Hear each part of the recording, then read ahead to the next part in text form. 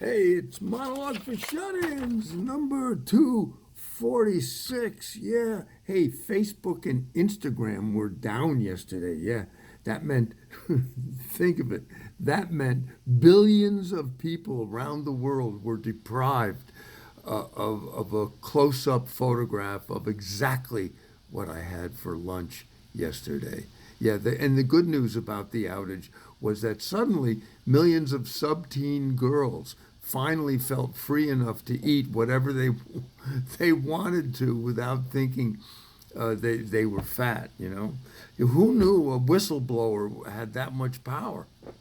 Hey, two scientists were awarded the Nobel Prize for their research into temperature and touch. Yeah, just what teenage boys need. Another excuse to try to get their girlfriends to pet. Yeah, temperature and touch. Does everyone realize, by the way, that Dan Quayle saved democracy by convincing Mike Pence to resist Donald Trump, President Trump? Yeah, Dan Quayle. That's right. I take back all those Dan Quayle jokes that I wrote in the 90s. Yeah. Dumb people everywhere are saying, see? Anyway, I read that over 70% of U.S. households now have a dog. Over 70% of U.S. households have a dog. Remember that the next time you step in dog shit, yeah? Like the horror film says, it's in your house. Yeah, right. 70% of U.S. households have a dog.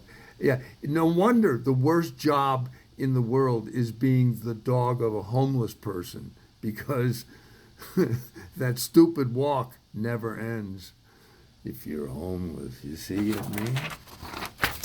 And it's been 26 years since O.J. killed his wife and Ron Goldman. But at least now we know why he did it. They stole his memorabilia. And the Supreme Court is back in session, and they plan to take up cases about abortion and guns. Yeah, it's interesting, actually.